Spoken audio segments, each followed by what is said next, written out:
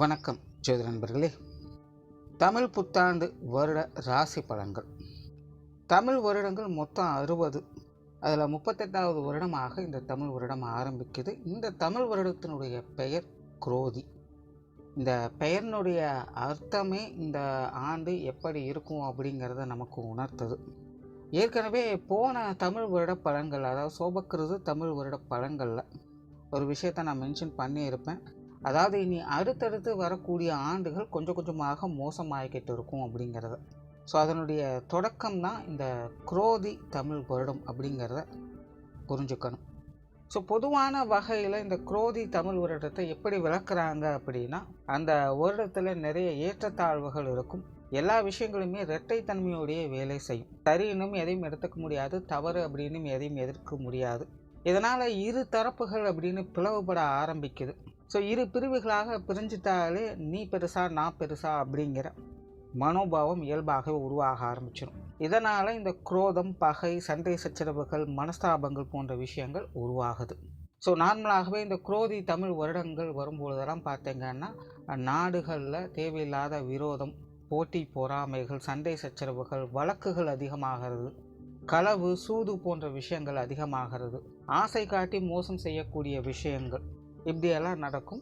இது ஒரு பக்கம் நடக்க, நல்ல விஷயங்கள் அப்படிங்கிறதும் சைலண்ட்டாக கண்ணுக்கே தெரியாமல் ஒரு பக்கம் நடந்துக்கிட்டு தான் இருக்கும் அப்படிங்கிறதையும் சொல்கிறாங்க.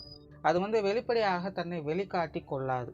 அது ஏன் தன்னை வெளிக்காட்டி கொள்ளாமல் இருக்குது அப்படின்னா, இரு பிரிவுகள் ஏற்படும் பொழுது மோசமான குணம் படைத்தவங்க அதைய வச்சு மிஸ்யூஸ் பண்ணவும் ஆரம்பிச்சிடுவாங்க. ஸோ நல்ல விஷயங்கள் அப்படிங்கிறது இந்த காலகட்டங்களில் வெளிப்படையாக இருக்காது. அது ஒரு மறைபொருளாகத்தான் செயல்படும் அப்படிங்கிறத குறிப்பிட்றாங்க. அதனால் இந்த காலகட்டங்களில் கண் முன்னாடி பார்க்குறதையும் கேட்குறதையும் வச்சு எந்த ஒரு விஷயத்தையும் அவசரமான முடிவெடுத்துறாதீங்க. பொறுமை, நிதானம், பகுத்தாராயக்கூடிய திறன் இந்த காலகட்டங்களில் எல்லாருக்குமே தேவைப்படக்கூடிய ஒரு விஷயமாக இருக்குது. ஆல்ரெடி பொதுவான நாட்டு நடப்பின் வகையில் இது எல்லாமே போன ராகுகேது பேச்சிலேருந்தே நடக்க ஆரம்பிச்சிருச்சு. ஸோ அதனால் பொதுவான வகையில் நாட்டு நடப்பின் அடிப்படையில் பார்க்கும்பொழுது மனிதர்கள் ஒரு யதார்த்தமான வாழ்க்கை வாழ்வதற்கு கொஞ்சம் சுதாரித்து இருக்க வேண்டியதாக தான் இருக்குது. சரி, இந்த குரோதி வருடத்தில் இந்த கிரகங்களுடைய அமைப்புகள் அப்படின்னு பார்க்கும்பொழுது மாத கிரகங்களுடைய பயிற்சிகள் அப்படிங்கிறது வழக்கம் போல் இருக்கும். அதில் பெருசாக மாற்றங்கள் எதுவும் இருக்காது. பட் வருட கிரகங்கள் அப்படின்னு பார்க்கும்பொழுது குரு பயிற்சி மட்டும்தான் இருக்குது. 2024 மே மாதம் மேசராசியிலிருந்து ரிஷபராசிக்கு குரு பயிற்சி ஆகும். ஸோ வருட கிரகங்களுடைய பயிற்சி அப்படின்னு பார்க்கும்பொழுது குரு பயிற்சி மட்டும்தான் இருக்குது. ஆனால் ஜூன் மாதத்தில் தொடர்ந்து ஒரு 5 மாதங்களுக்கு சனி வக்ர நிலையில் செயல்படும். அதாவது சனி கும்ப ராசிக்குள்ளேயே வக்ர நிலையை அடையுது. அது போக இந்த ராகு கேதுக்களுடைய சஞ்சாரம் இந்த வருடம் முழுவதுமே மீனத்திலையும் கன்னியிலையும் இருக்கும். ஸோ இந்த அமைப்புகள் தான் ஒவ்வொரு ராசிகளுக்கும் ஒவ்வொரு விதமான மாற்றங்களை ஏற்படுத்தும். அது என்ன அப்படிங்கிறத நீ மேற்கொண்டு பார்க்கலாம். கடகம். கடகராசிக்கு இந்த குரோதி தமிழ் வருடமானது ஒரு சமாளிப்பு தன்மையை பெறக்கூடிய வருடமாக அமையும். ஏற்கனவே கடகராசிக்காரங்களுக்கு அஷ்டமச்சனியானது நடந்துக்கிட்டு இருக்குது. ஸோ அதுவே பார்த்திங்கன்னா கடகராசிக்காரங்களுக்கு ஒரு மாதிரியான மனக்கலக்கத்தை ஏற்படுத்திக்கிட்டு இருக்கும். தவிர மற்ற கிரகங்களுடைய அமைப்புகள் கூட அவங்களுக்கு பெருசாக சப்போர்ட் பண்ணலை அப்படிங்கிற ஒரு நிலை தான் இருந்துக்கிட்டு இருக்கும். குறிப்பாக வருட கிரகங்களுடைய நிலைகள் அப்படிங்கிறது கடகராசிக்கு பெருசாக எந்த ஒரு சப்போர்ட்டையும் கொடுக்கறதே இல்லை. மாத கிரகங்களுடைய அமைப்புகளால் தான் கடகராசிக்காரங்க ஒரு சில நல்ல விஷயங்களாவது தற்போதைய நிலையில் பார்த்துக்கிட்டு வர்றாங்க. அதாவது கடகராசிக்காரங்களுடைய நிலை அப்படின்னு பார்த்தோம்னா அவங்களுடைய தேவைகள் பூர்த்தி அடையாமல் இல்லை. அவங்களுடைய வயதிற்கேற்ப அவங்கவுங்க செய்ய வேண்டிய விஷயங்கள், கடமைகளை சரியாக செஞ்சுக்கிட்டு வர்றாங்க. அதிலலாம் எந்த ஒரு பிரச்சனையுமே இருக்கிறதில்ல. பட் என்ன பிரச்சனை அப்படின்னா, ரொம்பவுமே அலைச்சல்களும் மன உளைச்சல்களும் அதிகமாக இருந்துக்கிட்டு இருக்கும். பெருசாக வெளியே இருந்து எந்த ஒரு சப்போர்ட்டுமே அவங்களுக்கு கிடைக்கிறது இல்லை. நிறைய பேர் தப்பான தகவல்களை நம்பி மோசம் போகிறாங்க. மற்றவங்க மேலே ஏற்பட்ட அந்த கண்மூடித்தனமான நம்பிக்கைகள் இன்றைக்கி அவங்களுக்கே ஒரு பெரிய சிக்கலை ஏற்படுத்தி கொண்டு இருக்குது. ஸோ இந்த கடகராசிக்காரங்களுக்கு மன ரீதியான தாக்கங்கள், வருத்தங்கள் போன்ற விஷயங்கள்லாம் அதிகமாக இருக்குது. இந்த வருத்தமெல்லாம் ஏன் வருது அப்படின்னா, அவங்களுடைய லைஃப்பில் எது உண்மை அப்படின்னு நினச்சிட்டு இருந்தாங்களோ, எது முக்கியம் அப்படின்னு நினச்சிட்டு இருந்தாங்களோ, எதை அதிகமாக அவங்க நேசித்து கொண்டு இருந்தாங்களோ, எது தன்னுடைய யூனிக்னஸ், அதாவது அடையாளம் அப்படின்னு நினச்சிட்டு இருந்தாங்களோ, அது எல்லாமே இன்றைக்கி பொய்யாக்கப்பட்டிருக்கு அப்படிங்கிறதான் பிரச்சனை. கடகராசி அப்படிங்கும்போது எல்லாருக்குமே மன வருத்தம் அப்படிங்கிறது இயல்பாகவே இருக்கும், எல்லா கடகராசிக்காரங்களுக்கும் இருக்கும். பட் எந்தெந்த விஷயம் அப்படின்னு பார்க்கும்போது தான் ஒவ்வொருத்தருக்கும் ஒவ்வொரு விஷயங்கள் அது மாறுபடும். அது என்ன அப்படின்னு பார்த்தோம்னா, உங்களுக்கு விவரம் தெரிஞ்ச நாள்லேருந்து நீங்கள் ஒரு விஷயத்தை இதுதான் ஸ்ட்ராங் அப்படின்னு சொல்லி உங்களுடைய வாழ்க்கையை வழி நடத்தி போயிட்டுருப்பீங்க. அந்த ஒரு விஷயம் இல்லைன்னா அந்த ஒரு எண்ணம் இன்னைக்கு தலைகீழாக மாற்றப்பட்டது அப்படிங்கிறது தான் இங்கே பிரச்சனையே. இது அவங்களுடைய வயதிற்கேற்ப மாறுபாடுகள் இருக்கும். ஸோ குழந்தைகளாக இருக்காங்க, இல்லை வாலிப வயதில் இருக்காங்க அப்படிங்கும்போது அவங்களுக்கெல்லாம் பெருசாக ஒன்றும் இருக்காது, சின்ன சின்ன மனக்குறைகள் தான். பெருசாக அவங்களுக்கு எந்த ஒரு விஷய அனுபவம் அப்படிங்கிறது அவங்களுக்கு ஏற்படாது. அதனால் அவங்களுக்கு சின்ன சின்ன மன வருத்தங்கள் இருக்கும். சில விஷயங்கள் ஆசைப்படுவாங்க, அவங்களுக்கு கிடைக்காமல் போகும், கொஞ்சம் கஷ்டப்பட்டுட்டு இருப்பாங்க, அவ்வளோதான். பட் இந்த மிடில் ஏஜில் இருக்கக்கூடியவங்க, ஓல்ட் ஏஜில் இருக்கக்கூடியவங்களுக்கெல்லாம் பார்த்திங்கன்னா வாழ்க்கை இவ்வளவு நாள் கஷ்டப்பட்டது இந்த ஒரு விஷயத்துக்கு தான். இப்போ அந்த ஒரு விஷயம் கைக்கு கிடைச்சிருக்கு, பட் இருந்தாலும் அதை நம்ம நினச்ச மாதிரி கொண்டுட்டு போக முடியல, வெளிக்காட்ட முடியலை, செயல்படுத்த முடியல அப்படிங்கிற ஒரு மனக்குறை இல்லைன்னா தடைகள், தடுமாற்றங்கள் போன்ற விஷயங்கள் இருக்கும். கடகராசிக்காரங்களுடைய மன வருத்தங்களுக்கு இதுதான் காரணம். அவங்களுக்கு எதுவும் கிடைக்காமலோ இல்லை எதுவும் நடக்காமலோ இல்லை, எல்லா விஷயங்களும் நடந்துக்கிட்டு தான் இருக்குது. அவங்களுடைய கடமைகளை சரிவர செய்துட்டு தான் வராங்க. பட் இருந்தாலுமே மன ரீதியாக அவங்க திருப்திகரமாக இல்லை அப்படிங்கிறது தான் உண்மை. கிரக அமைப்புகள் அந்த மாதிரி தான் இது வரைக்கும் இருந்துக்கிட்டு இருக்குது. இந்த குரோதி தமிழ் ஒரு இடத்துல கிரக அமைப்புகள் மாற்றங்கள் அப்படிங்கிறதுக்கும், குறிப்பாக இந்த குரு பயிற்சி அப்படிங்கிறது கடகராசிக்கு ஒரு சாதகமான பலன்களையே கொடுத்து வரும். அதாவது இதுக்கு முன்னாடி மாத கிரகங்கள் மட்டும்தான் சப்போர்ட் பண்ணிட்டு இருந்தது, இப்போ வருட கிரகங்களுடைய சப்போர்ட்டும் உங்களுக்கு கொஞ்சம் கிடைக்க ஆரம்பிச்சிருக்கு.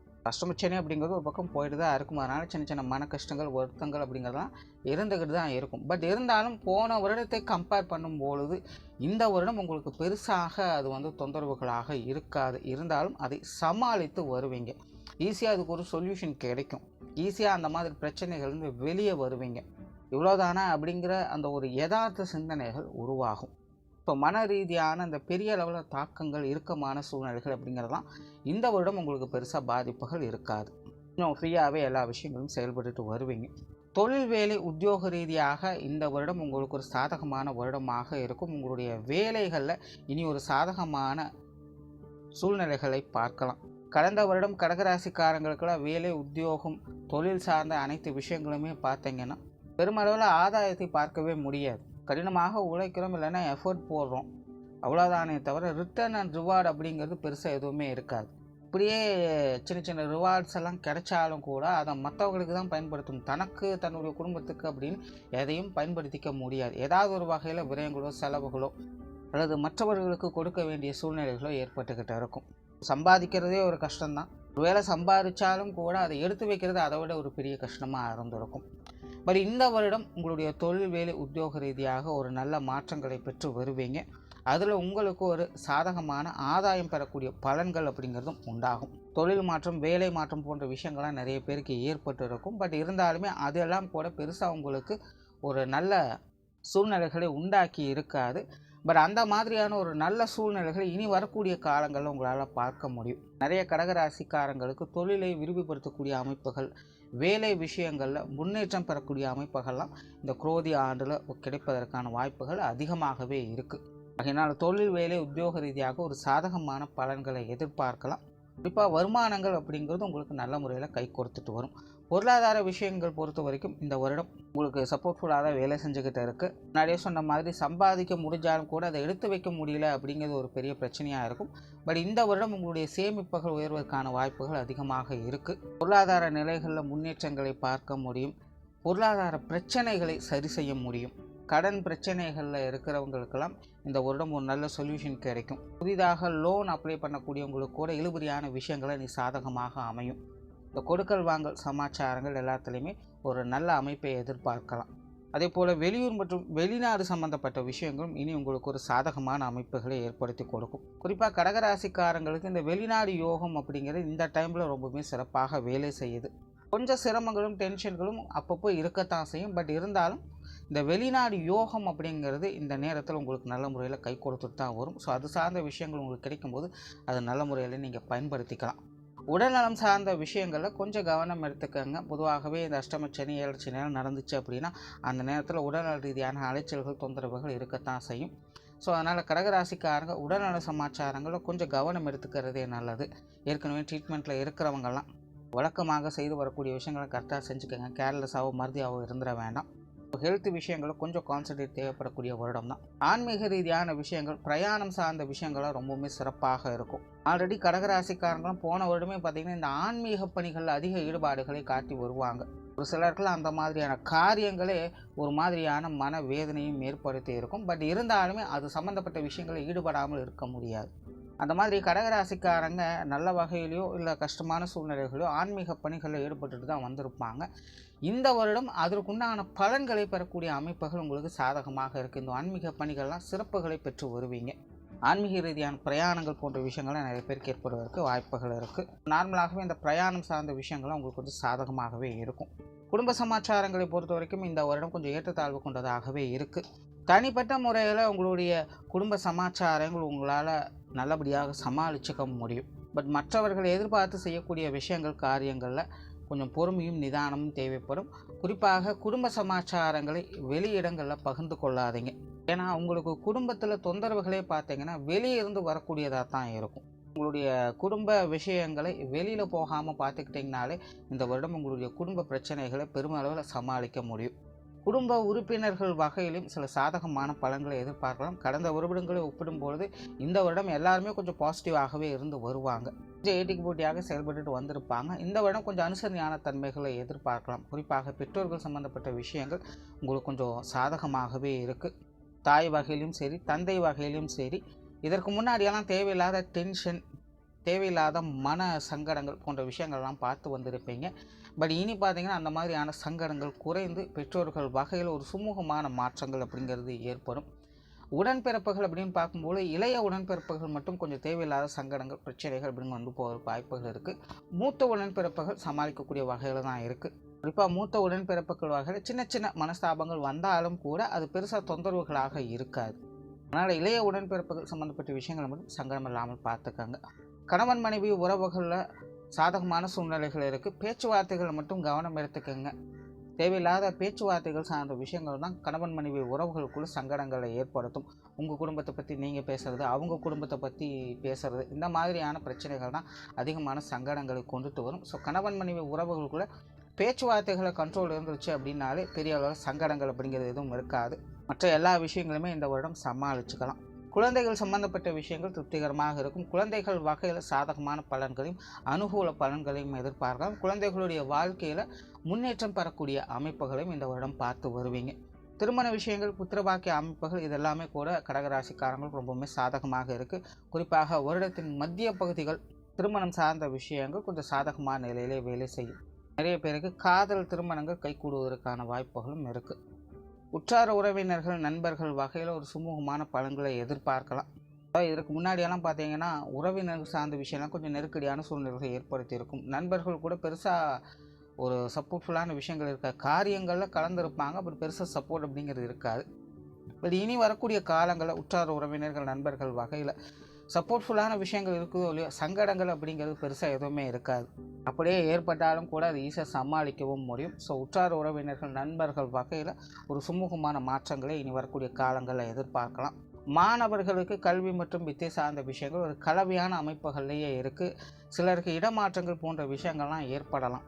அதெல்லாம் கொஞ்சம் சாதகமான வகையிலேயே வேலை செய்யும். பட் இருந்தாலுமே மாணவர்களுக்கு முயற்சிகள் அப்படிங்கிறது எல்லா நேரங்களிலுமே தேவைப்படக்கூடிய வருடமாகத்தான் இருக்குது. மாணவர்கள் கேர்லெஸ்ஸாக மட்டும் இருந்துடாதீங்க. கிரகங்களின் அமைப்புப்படி உங்களுக்கு ஒரு சாதகமான வருடம் தான் இது. பட் ஸ்தான பலங்களின் அடிப்படையில் பார்க்கும்பொழுது உங்களுக்கு கொஞ்சம் அலைச்சல்களும் சிரமங்களும் இருக்கத்தான் செய்யும்.